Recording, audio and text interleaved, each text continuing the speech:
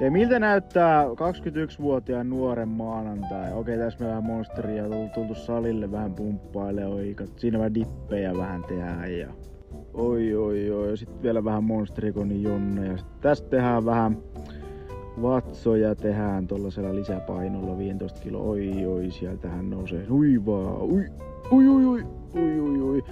Ei viittinyt hirveästi kuvata tuot salit, kun tuolla oli hirveästi senioreita tuolla niin, mutta anyways. Sitten mä lähdin pukkaria kohti ja kotia kohti, kun täytyy lähteä aamupalan syöntiin, kun tosiaan mä tein ton treenin ilman et mä olisin syönyt mitään aamupalaa tyhjällä vatsalla ja kattokaa miten hieno keli tuolla, voi Jeesus. Vähän rahkaa mysliä ja sit puolukoet nassuja menoksi. Sit lähdetäänkin tekemään ensimmäistä työsuoritetta päivälle.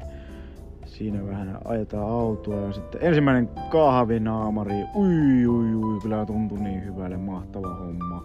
Sitten kävelyä eteenpäin ja tultiin löylylle ja sitten napattiin toinen kahvi ja siitä nilurotellaan kuppiin ja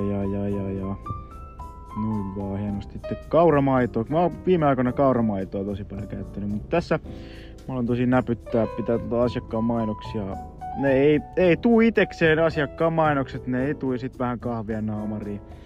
Ja sit siinä vähän näpytellään ja lähettiin sit sieltä löylyt himaan päin. Oli yksi toinen tapaaminen tuossa keskustassa, niin siinä palloiltiin. Ja sitten keskustassa kotiin käyttää Bruno kusella, ettei se pasko kuse seinille. Sitten siinä niin jollain hienosti ja vähän komistelua väliin, oi. Sitten vähän pötkölee, kun on niin rankkaa, elämä on niin rankkaa ja siinä vähän pällistellään ja kuvataan täytetä tähän maideihin, niin mahtava. Tai maanantai-aamu, sori. Sitten vähän lisää komistelua ja kattokaa. Oikeastaan siinä oli 21-vuotiaan nuoren miehen alun maanantai. Kiitos, moi!